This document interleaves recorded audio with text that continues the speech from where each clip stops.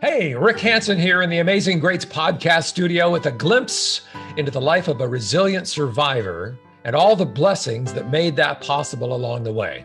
If you enjoy this episode, please jump all over that like button.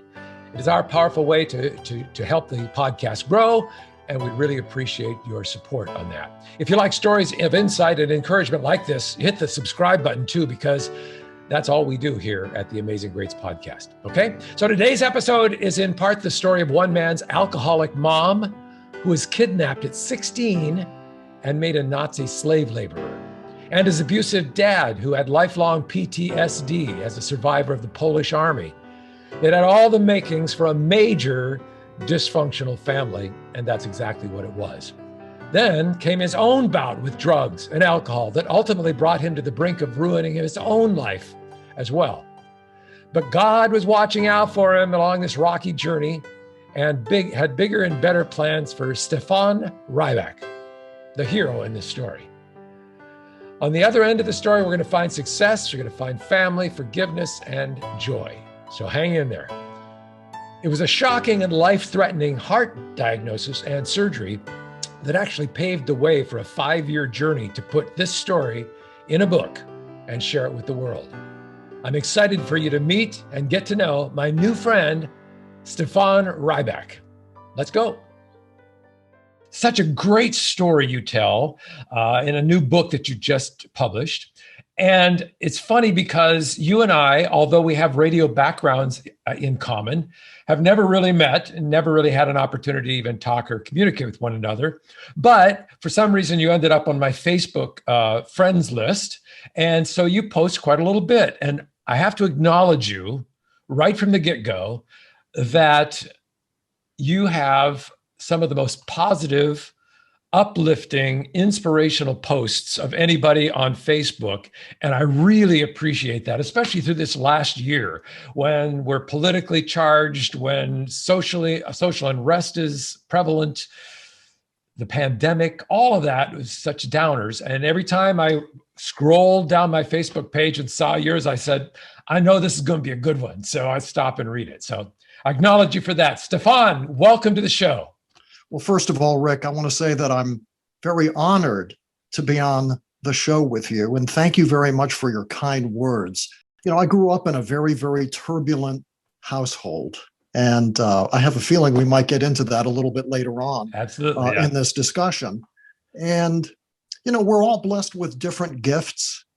God gave us all different gifts. And one of the gifts that he gave me was the ability to look at things objectively. And I haven't always used that gift. I'm human like everybody else. And sometimes I haven't used the gift or I've ignored the gift. And even as a very, very young kid, growing up in a very turbulent, very toxic household, I would sit back and kind of analyze it. Again, even as a young kid, I would sit back and say, is that all there is? This is it? This is my life? This is what I'm destined for? And the tug of war that took place within me is there would be all this turbulence in the house, yet on Sunday, we were told that God loved us, and we were told that God wanted great things for our life. And I'm also a product of Catholic grammar school and a Catholic high school where these things were instilled on us. You are placed on earth, you come from God and you're placed on earth to manifest his kingdom. And so I would look at all this turbulence going on in front of me and I would say, well, this isn't jiving with what I'm being told in church. This isn't fitting with the things I'm being taught in school. And so I was inspired even from the youngest age to seek out things that I wasn't seeing in my household. I was always looking for things that would uplift me, whether it was from the Bible or a motivational reader. And as I got older, I started putting things into my own words. And my formal training is as a journalist. I went to the University of Bridgeport as a journalism and communications major. And when you're a journalism communications major, you're forced to do a lot of writing. Back then, it was radio, television, and newspaper. There was no internet. There was no cell phones. There was no text messaging. There was no emails. So communication was either written in the newspaper, verbal on the radio, or visual on TV. So I tried immersing myself into things that would uplift me. And over time, I got more and more confident in expressing things in my own words. Knowing that you were a radio guy, when I picked up the book, I thought, oh, okay, we're going to read a story about his radio career here, because you were at one time, you were a radio station program director, you played the hits, you found the hits, you went to backstage meet and greets, you met a laundry list of them: Billy Joel, Kenny Rogers, Tina Turner, Barry Manilow, Phil Collins, Lionel Richie, and Donny Osmond, of course. And that's there's a pictorial in the book, and I guess that's about as in depth as you got in radio for the most part, was some of the pictures that you showed in the book, which is really great. But it's not a story about radio at all, really. It's a story about a guy who had, as you have already identified, a dysfunctional family, and some characters in your family who were strong personalities, and not in good ways in some cases. Your mom and your dad both had kind of strong personalities, and each one of them a bit dysfunctional. So what I thought we'd start with is if you could just, and I know there's so much you could say about both of them, but just to scope it in so that our listeners know what kind of folks your folks were. Identify your mom's personality, is in a brief way, and your dad's. Obviously, your mom played a much larger role in your life, and we're going to talk about her more too. But tell us the quick story about your mom and your dad, and where they came from, and what kind of people they were. My mother was born in southeastern Poland in 1925, and she was born into a farming family. So she was a farm girl. And in 1940, my mother was 16 years old. Yes, 1940, my mother was 16 years old, and she was walking to school one day and was taken prisoner by the Nazis, as a lot of very young, able-bodied Polish kids were. And so one day, think about this, one day she leaves for school. She says goodbye to her family. I'm going to school. And she never comes back. Wow. Crazy. She never comes back. And the reason why she never came back is because she was kidnapped and shipped up to Germany, where initially she was in the Ravensbrück prisoner of war camp. And she was there we're estimating, for about 9 months. And then for whatever reason was chosen somehow to be removed from there. And then for the rest of the time that she was in Germany during World War II, she was a slave laborer in the household of a German war officer.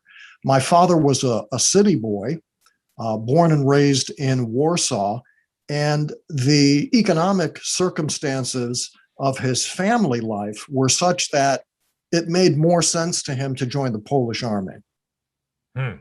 He would, first of all, he'd be serving his country. My dad was a very proud man, very proud Polish man. But due to the economic circumstances at the time, joining the army was actually an improvement in his lifestyle, so to speak. 3 square meals a day and that sort of thing. Yeah. And so my father fought in the Polish army during World War II. And obviously, as we know, things did not go well for the Polish army against the Nazi forces. The Nazis had the most sophisticated army in the world, and the Polish army had guns and bayonets and horses. So the Polish forces were overrun, And my father was wounded in battle. He was wounded in the wrist and in the knee. And he spent the next 5.5 years of his life in a prisoner of war camp. Jeez. So right from the get go, the roots of your family is in PTSD. It's like traumatic right from the get go as young people in their lives, and then they time passes. They have an opportunity to come to America, and now with married and with 2 kids and pregnant with a third, come to America, with the promised land, right? Correct. And, but it wasn't all that they had hoped once they arrived. Tell us about what happened upon the landing of your mom and dad. Well, my parents met in Germany after the liberation of Europe, and had 2 children in Germany. And then, like most people, said, hey, let's go to America. At that time, to come to this country as an immigrant, you needed a sponsor. And the person who sponsored my parents was a man who owned a cotton plantation in Mississippi. And so the requirement was that they would basically pay for you to come, and you would pay them back by performing a service. So my parents and my 2 eldest siblings got on a boat with other people, landed in the port of New Orleans in September of 1949, got on a bus, and were transported to a cotton plantation somewhere in Mississippi. And so think about this. My dad, after spending 5.5 years in a prisoner of war camp, going through the worst things you can possibly imagine, and my mother going through 4 years, ages 16 through 20, a slave laborer. Wasn't exactly the American dream, right? Yeah, it was not the American dream, but that's how they came to this country. So my father's first job in America was picking cotton. So then again, we move forward. Your sister, Jane, was born at that point, and added a new dimension to kind of the family dynamic. Tell us about Jane. She's a prominent player in your book as well. She is. My parents spent approximately 6 months in Mississippi. And one of my father's Army buddies was in Lynn, Massachusetts at the time, and somehow got a hold of my father, contacted my father, somehow sent a letter which made its way to my dad at this cotton plantation in Mississippi, and said, hey, come on up to Massachusetts. There's work up here. There's factory work. So my mom and my dad, with 2 young kids at the time, they get on a bus, and there was no interstate highway system in America in 1950. There were 2-lane roads and back roads, and that was basically it. So they get on this bus, which probably took 2 days, 3 days, 4 days. They end up in Lynn, Massachusetts. And in April of 1950, my mother gives birth to her 3rd child, and that's my sister Jane. And my mother said that when Jane was born, and they handed Jane to her in the delivery room, that her skin was blue and she was having trouble breathing. And as it turned out, my sister Jane was born with cerebral palsy, which obviously brought another very dramatic dynamic to the famay. Yeah. And a lifelong, and Jane's still with us, and Jane is still with us. She just celebrated last Sunday, Divine Mercy Sunday, April 11th. She celebrated her 71st birthday. She's living in a home, a private group home that my family and I have established in Waterbury, Connecticut. It's called Jane's Home, and it's a home for developmentally disabled men and women. It initially started as a home for developmentally disabled women, but recently we were approached by the Department of Developmental Services in the state of Connecticut, and we were asked if we would take in our first male resident. And the reason they asked us that is it's a brother and sister tandem both born developmentally disabled, and one didn't want to move into the home without the other. So the first 7 or 8 years that we had Jane's home, it was strictly for senior age, developmentally disabled women. And so the gentleman who will be moving in with his sister will be the first male moving into the home. So we've kind of expanded what we're doing at the home.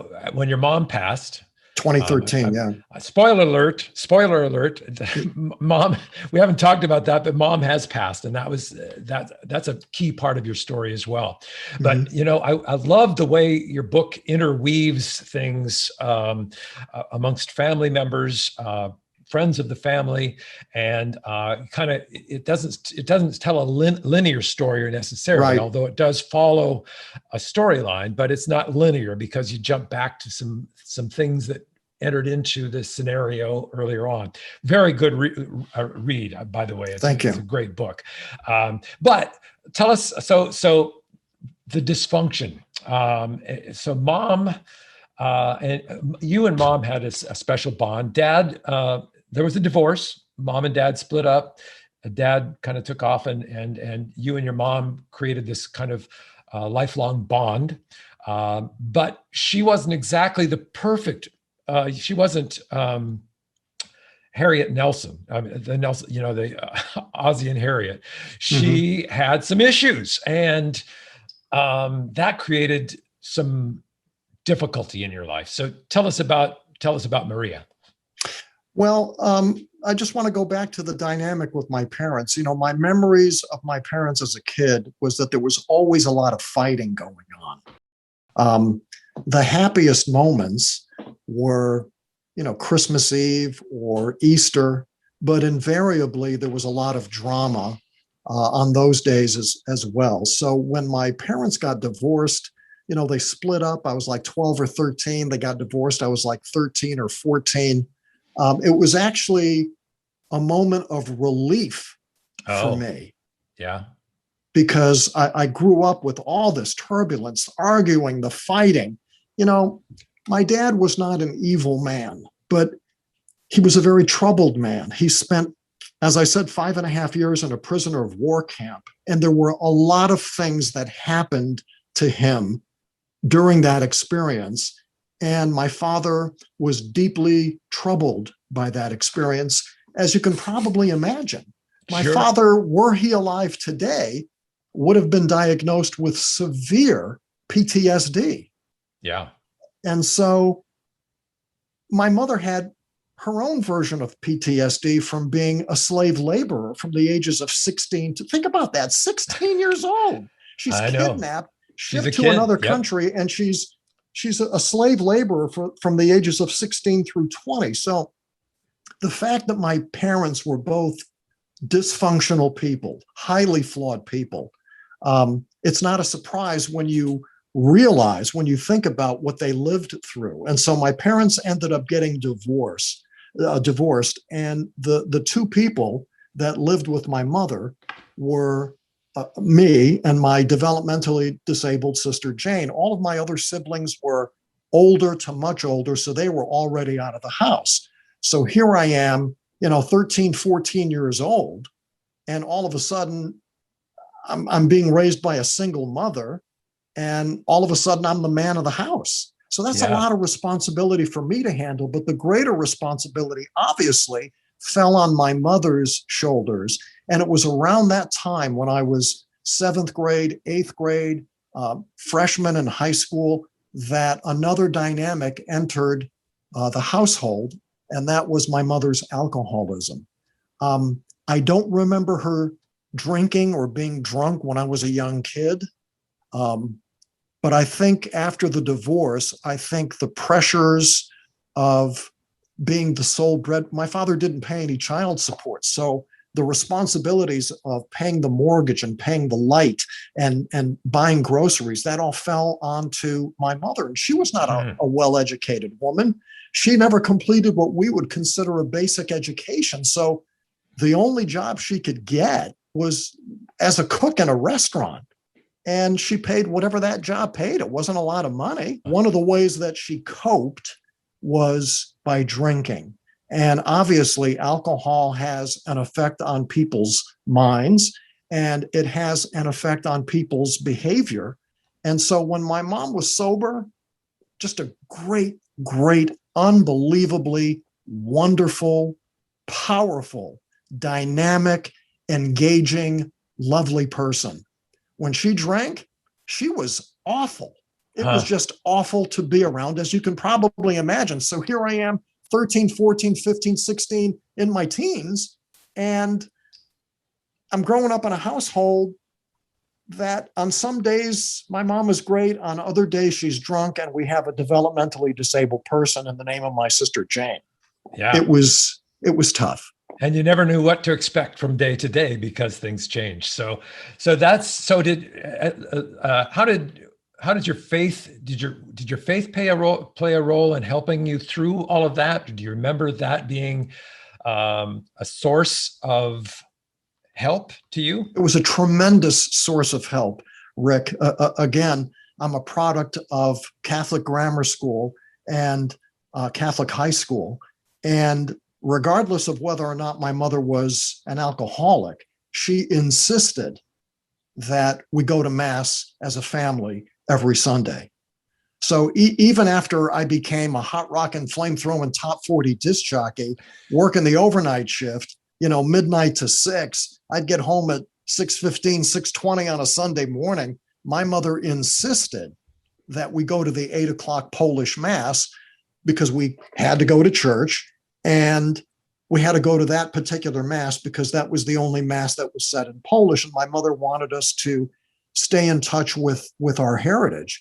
So I would say going to church and listening to the readings and paying attention as to what's going on, and also being a product of a Catholic grammar school and Catholic high school where 9 months out of the year, the 9 months that I went to school, 5 days a week, my faith, my Catholicism, my Christianity was something that was a part of my life every single day. That's where you ran across what became a lifelong mentor of yours, Brother Larry. Yes. And he was one of your instructors. In fact, he kind of directed your life toward a radio career. You get into your junior and senior years of high school, they start letting you take electives. And so we're taking, picking out our courses for my junior year.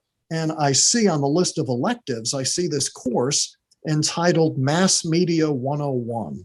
And basically, now you got to remember, this is 1974, 1975. So again, it was an overview of the media at the time, radio, television, and print.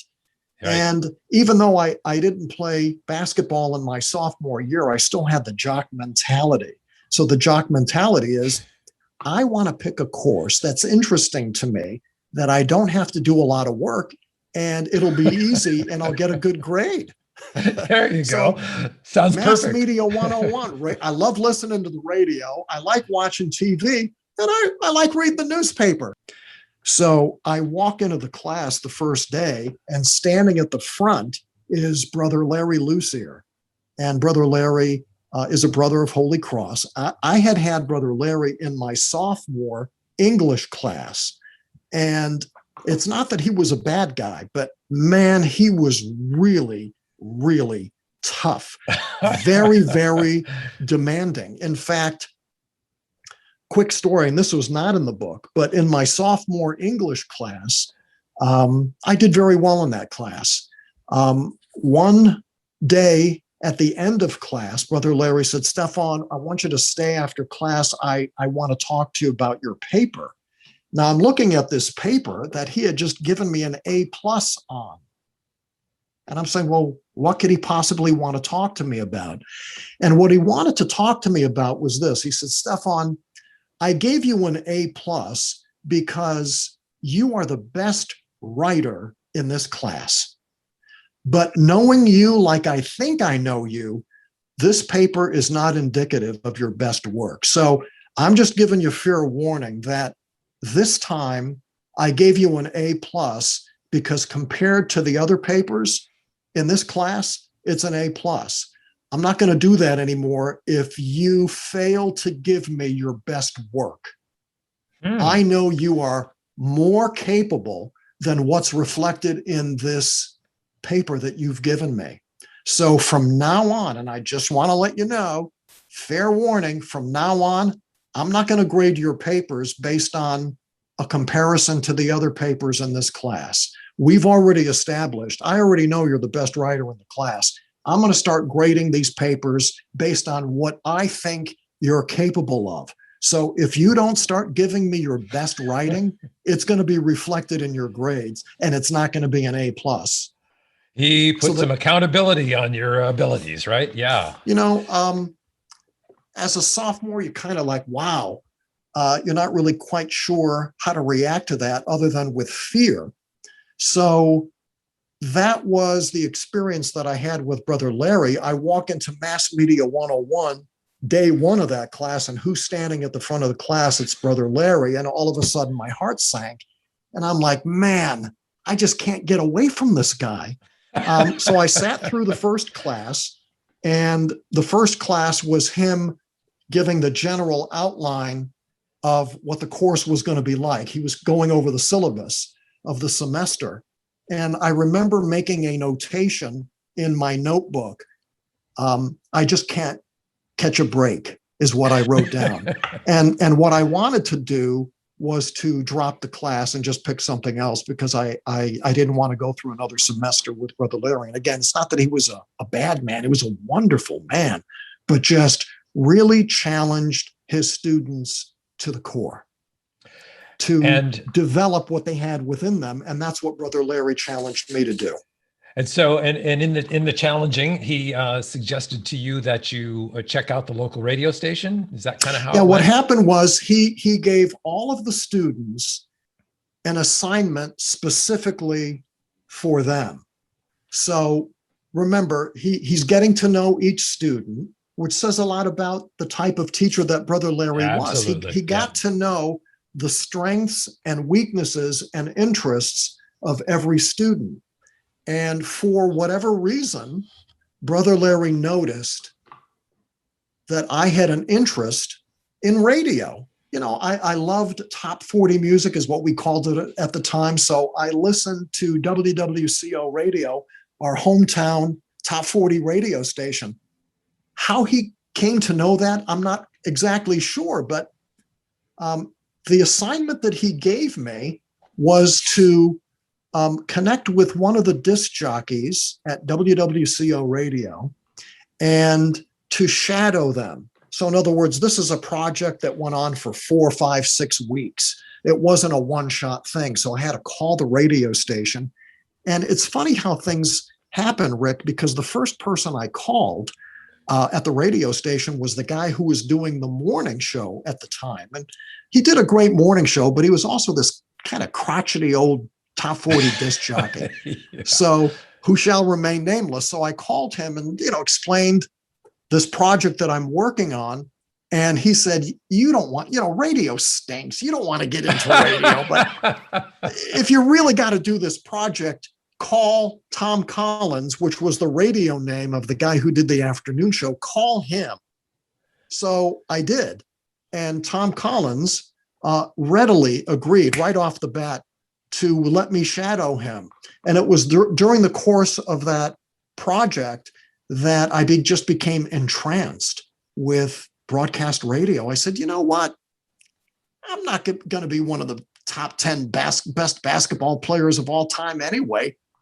This radio thing, playing records on the radio and talking on the radio and going to remotes and appearances and fairs and festivals, man, this thing just seems so exciting. And I fell in love with broadcast radio. And you think about the timing of events in our life, Rick. Think about the timing and the synchronicity of Brother Larry assigning that project to me and not to somebody else. He could have, but for whatever reason, he assigned that project to me. So that's how I got into broadcast radio. I did the project. And funny quick story about Brother Larry. When he first gave me the assignment, before I realized how much fun that assignment was going to be, at first, it seemed like a tremendous amount of work. So I went up to Brother Larry and I said, Brother Larry, I'd like to talk to you about this semester project that you gave me. Well, what is it you want to talk about? I said, it seems like a lot of work.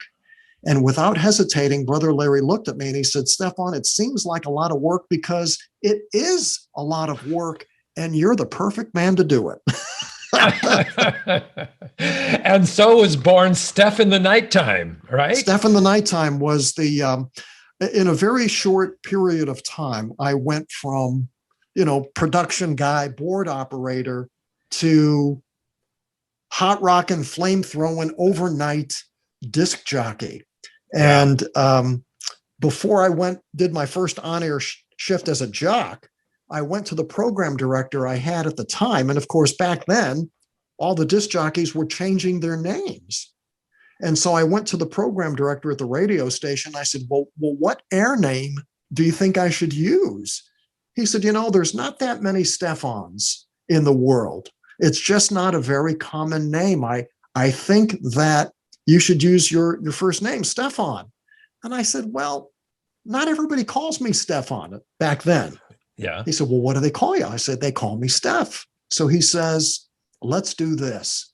Starting right now, you're Steph in the Nighttime because you're doing the overnight show and everybody calls you Steph. So you're Steph in the Nighttime. So that's the on-air persona I became. And it was a great release. When I finally got hired at the radio station, it was my freshman year in college. I went to the University of Bridgeport in Bridgeport, Connecticut as a journalism communications major. And so I was extremely blessed because, my classmates were trying to figure out what internships they were going to go after. And here I was in the spring semester of my freshman year of college. I'm working in my chosen profession. Yeah. And so that was a tremendous blessing. And I actually worked full-time in radio as the overnight guy and went to college full-time at the same time. Interesting. Yeah. And that's kind of my similar story, same kind of deal. I worked my way. When I was in radio, the Vietnam War was a big deal and they had the draft and all of that. And so the only way you could really get out of the draft was to have a school deferment. So that's what forced me to stay in school and work full time. But your story during the late 70s, now we're talking about, it kind of turned into a bit of a wild. It wasn't a bit. It was a lot of it. It was a lot of sex, drugs, and rock and roll. And again, you have to go back to the time. Late 70s, I'm 19, 20, 21, 22 years old. And I'm a disc jockey on my hometown radio station. And it was a very influential radio station. And then I think everybody's got personal memorial days that really stand out in their life as being poignant and important. And yours was Thanksgiving of 1980. Yes. That was an important and pivotal moment for you. And that was after a wild night like you're describing. What happened on that Thanksgiving day? Well, in Waterbury, growing up, the night before Thanksgiving was just considered one of those nights that people partied, young people partied. So it was considered the biggest party night of the year. So it's 1980. I'm 22 years old. I've been working at the radio station for three and a half years. And remember, we're always partying at the radio station. But on this particular night, we thought we would party around town. And just very, very frankly, it was a night filled with a lot of marijuana. It was a night filled with snorting a lot of cocaine. It was a night filled with a lot of drinking. And we're driving around town from bar to bar. I mean, you think about the stupidity of it. And it's dangerous. Yeah. I mean, not just from the standpoint of taking drugs, but driving a car around town. But we did it. I'm not proud of it, but I'm also, I think it's good for me to talk about it. Yeah. Because what happened was that after last call at one of the bars, we went over to one of the guys' houses, one of the guys that I worked with, where the party continued. And I took a very, very long snort of cocaine. And all of a sudden, my heart started beating very, very fast. And I'm breaking out into sweat, and my heart is beating. And I say to everybody, I got to go outside and get some fresh air. So I'm standing out on the porch. It's the night before Thanksgiving. It's whatever time it is, late at night, early in the morning. My heart is just beating, and I'm saying to myself, I'm having a heart attack. That's what I thought. Because I didn't want to disappoint my mother and anybody who knew me as this clean-cut Catholic kid. I didn't want them to take me to the hospital. I didn't want anybody to find out. So I said, why didn't you take me home? So they took me home. I snuck in, and, the bed is spinning, the room is spinning, and I'm having this physical episode. And I thought to myself, if I'm dying right now, would I even know it? I eventually fall asleep, and I wake up the next morning, and it's Thanksgiving Day, 1980, Thanksgiving Day, 1980. And I can smell the food coming up. My bedroom was on the second floor, and I could smell the aroma of the Thanksgiving food that my mother was in the kitchen preparing. And I thought to myself, it's Thanksgiving morning. I just had this horrific, very scary episode. I thought about everything that I had done the night before, and I realized how stupid I was. I realized that not only was I taking my life into my hands, but I was endangering other people. And I got out of bed. I went to the drawer where my marijuana, my cocaine, and my speed pills were. And I took the baggie of pot and the baggie of the speed pills and the vial of cocaine. And I went into the bathroom, and I dumped everything in the toilet, and I flushed it down, and I said, I'm never going to do this again. And so I quit cold turkey. Nice. which is a tremendous blessing, Rick, because I'm very thankful that I had the strength to do that, because even to this day, there are people in my life who got into drugs in the 70s, and they're still doing it. Yeah. There are people in my life who or died. Yeah. There are people in my life who, I'll put it this way, they gave their life to alcohol. They just, for whatever reason, they couldn't quit. And I'm not criticizing, I'm not condemning. I'm just saying, thank God that there was a sliver of reasoned thinking in my brain where I was able to wake up on Thanksgiving morning, and instead of saying, wow, what a night, boy, did I judge a bullet, and then anticipate the next night of partying, I got out of bed feeling as if I had been hit by a truck, and said to myself, you know what? This is not the right thing for me. This is not a good thing. And went to the drawer, pulled out all the dope, flushed it down the toilet, and that was the end of that. And that was sheerly through the good grace of God that I was able to do that. And your heart became, in fact, the book is called The Shadow on My Heart. So there's a lot of stuff relating to the heart, and not only physically, but metaphorically. But physically, it was your heart that brought you to the point of writing this book and kind of starting this new journey that you're on post major heart issue. Had you known back then that you had this heart issue that was actually genetically a part of you, and it could have taken your life back then. But it could have, and it should have. The shadow on my heart. I was in a conversation with a literary friend of mine who was helping me with the project.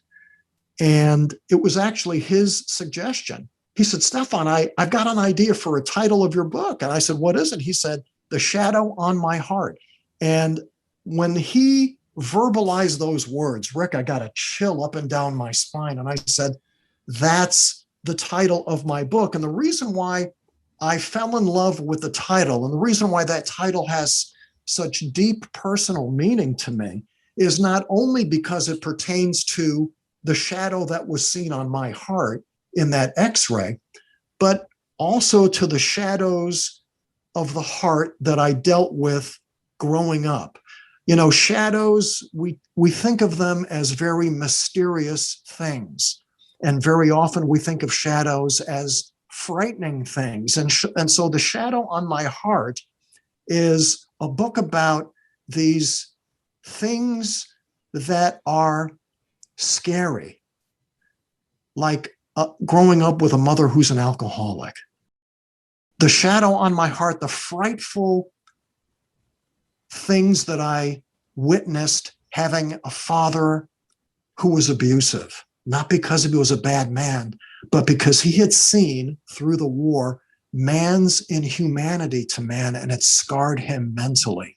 And he took it out on his wife and his kids. And also my experiences as somebody who abused drugs back in the late 70s. So that's where the title, The Shadow on My Heart, comes from. It's a multiple meaning.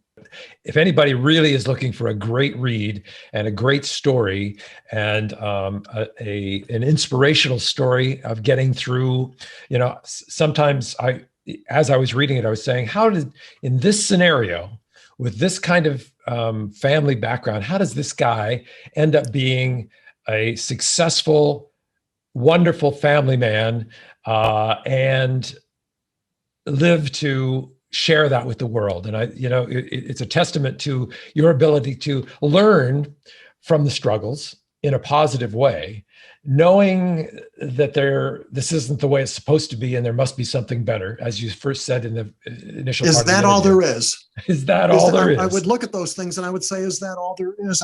And thank you for your very kind words, Rick. What I would say is, first of all praise, honor, and glory be to God for giving me this life where I'm able to tell this story. And so anybody who's listening or watching, wondering what my book is about, I would say my book is for anybody who has encountered unexpected situations, unexpected difficulties, difficult circumstances in their life. My book is for anybody who has either been hurt or disappointed by a loved one. My book is for anybody who has felt even one moment of feeling shattered. My book is for anybody who has ever felt that they wanted to give up. And my book is also for anyone who has ever wondered if God listens to their prayers and their pleadings. And I would say that the greatest lesson from this book is listening for, understanding, and following the will of God.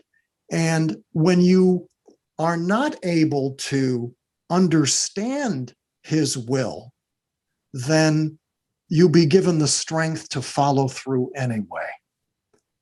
And that comes from the Lord's Prayer. We say, thy will be done. We don't say, my will be done. We don't say Stefan's will be done. We don't say Rick's will be done. We say, thy will be done. And isn't that part of our faith journey when we are challenged to listen to what God's will is? And then once we gain an understanding, even if it's only a flicker of understanding, once we gain an understanding of what we believe God's will for our life is, then to have the strength to follow through, even if following through means on one day we take one step forward and the next day we take two steps back with the intention of taking another step forward. And that's what this book is about. Let's leave it with that. What a great opportunity to have you on our episode, on our podcast, The Amazing Greats. You've been a fantastic guest. To get the book, it's available on Amazon. It is available on Amazon. I'm going to reach over here and hold up the book. Go. Hopefully you can see it. The Shadow on My Heart by Stefan Rybak. It is a book about faith, family, and forgiveness. Right now, the book is available in paperback and Kindle. So if you would honor me by having an interest in reading my book, go to Amazon. You'll find it either on paperback or on Kindle. And if any of the viewers or listeners read the book and have a reaction to it, then I would love to hear from them. My email address, if they want to reach out to me by email, is Stefan, Stefan, Stefan at stefanradio.com. Stefan at stefanradio.com. And Rick, I just want to say that I am deeply honored to have been a guest on your show. You made my day. Thank you so much.